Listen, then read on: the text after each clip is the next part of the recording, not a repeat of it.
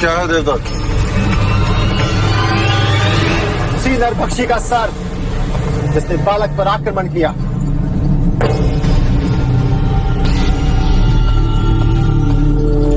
ये तुमने क्या किया जिष्ट? तुमने मुझे वचन दिया था ना कि तुम इसकी हत्या नहीं करोगे।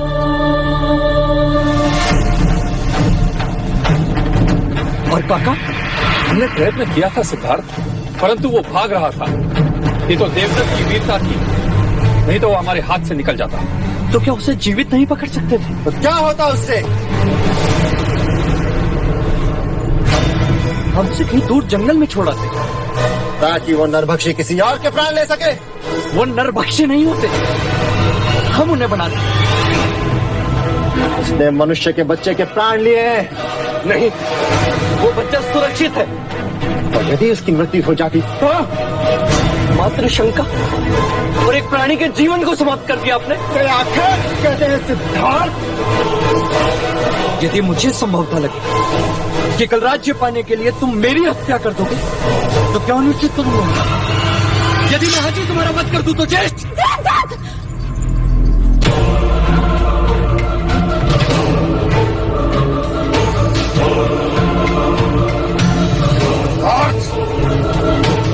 अपने ज्येष्ठा से ऐसे बात नहीं करते। तलवार फेंक दो।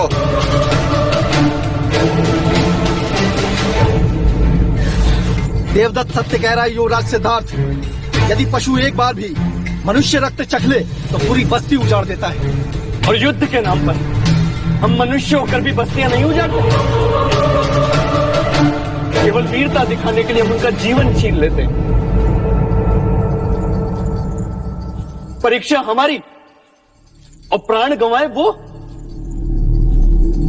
हमारे लिए आखेट का आनंद और उनके लिए जीवन का अंत। क्या यह अन्याय नहीं?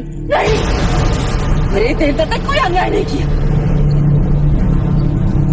कहीं ये ईर्ष्या तो नहीं कि जो कार्य तुम्हें एक युवराज को करना चाहिए वही कार्य मेरे पुत्र ने पूरा कर दिया। अरे तुम्हें तो इसकी प्रशंसा करनी चाहिए, परंतु तुम किसी को दोषी ठहरा रहे हो। क्या ये अन्याय नहीं?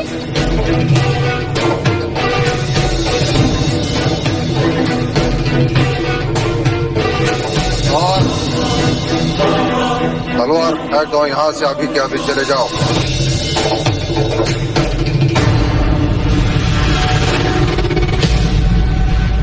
चले जाओ।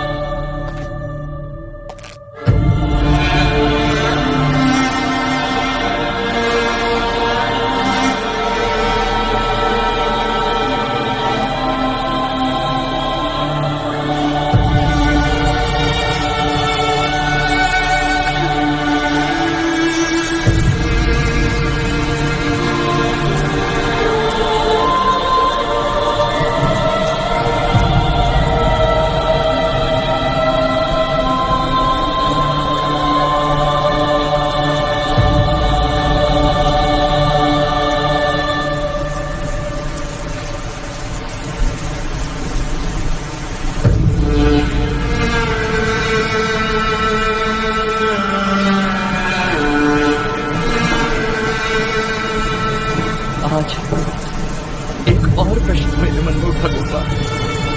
कौन हूं मैं और यहां क्यों हूं?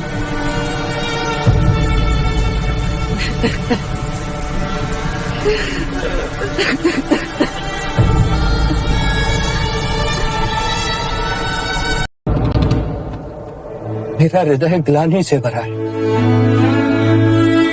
कोई मेरी बात को समझ ही नहीं रहा। सब मेरी बात का विरोध कर रहे हैं। गुरुदेव, क्या ज्येष्ठ के कृत का विरोध करना अनुचित था? युवराज, जिस प्रकार हाथ की पांचों उंगलियां समान नहीं होती, उसी प्रकार मनुष्य की प्रकृति भी एक समान नहीं होती। तुम अहिंसा को मानते हो, देवदत्त। चीते ने अपनी प्रकृति में अधीन होकर बच्चे पर घात किया और देवदत्त ने अपनी प्रकृति के अनुसार चीते का शिरच्छेद किया। तुमने अपनी प्रकृति के वश में होकर बच्चे के प्राण बचाए। जो कर सकते थे वो तुमने किया। इसमें ग्लानि से पीड़ित मत हो सिद्धार्थ। गुरुवर, मुझे इस ग्लानि से मुक्ति चाहिए। क्या इस पीड़ा से कोई मुक्ति नहीं? मुक्ति है। पशुओं की प्रकृति उनके प्राण के साथ जाती है, परंतु मनुष्य चाहे तो अपनी प्रकृति बदल सकता है। वो हिंसक से अहिंसक बन सकता है। वो स्वयं पर संयम पा सकता है, जो पशु नहीं कर सकते। गुरुदेव, आप ही कोई उपाय सुझाइए। अपने मन को शांत करो। ध्यान में बैठकर अपने विचारों पर, अपनी भावनाओं पर संयम पाने का प्रयत्न करो। शांत मन मनुष्य के प्रत्येक समस्या का चिकित्सक होता है। तुम्हें अपने आप मुक्ति मिलेगी।